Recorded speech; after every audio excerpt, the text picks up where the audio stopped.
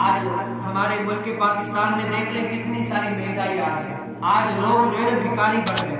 اور ملک پاکستان میں میں نے ایک حکایت پڑھی. آپ کو پتہ ہے کہ مہنگائیاں سب سے زیادہ کیسے بڑھتی ہیں اور مہنگائیاں کم کیسے ہوتی ہے. آج میں نے ایک حکایت پڑھی نا جو مجھے سمجھ میں آئی. جیسے پاکستان میں اتنی بڑی مہنگائی ہوگی پھر جو ہے نا کمی ہوگی.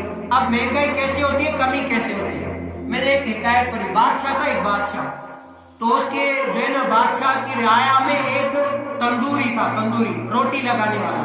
تو وہ تندور میں روٹیاں بیچتا تھا. تو ایک روٹی 5 روپے. کتنی؟ 5 روپے. تو اس کا گزارا نہیں ہوا. کہا کہ یار بادشاہ ایک روٹی 5 روپے صبح سے لے کر شام تک پکاتا ہوں, میرا گزارا نہیں ہوتا. آپ حکم دیں کہ میں تھوڑا سا اور بڑھاؤں. کیا کروں؟ اور بڑھاؤں. کیا ہے 5 روپے تو 10 روپے کر لیتا ہوں. بادشاہ نے کہا جاؤ 30 روپے کر. اس نے کہا بھائی لوگ چیخیں گے, لوگ لڑیاں کریں گے, اتنا نہیں ہوگا. 30 روپے نہیں 5 روپے بڑھانے دے. کہا کہ میں بادشاہ ہوں نا, تم 30 روپے کر دے.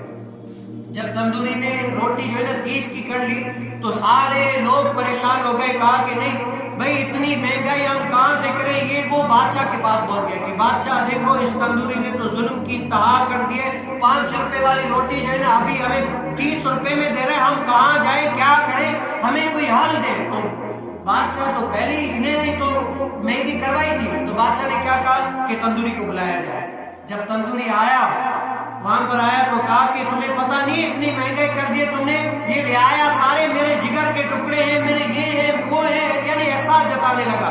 یہ آج سے جو ہے نا 15 تم نے 30 روپے کی روٹی کی ہے نا, آدھا کاٹ کے 15 روپے کی.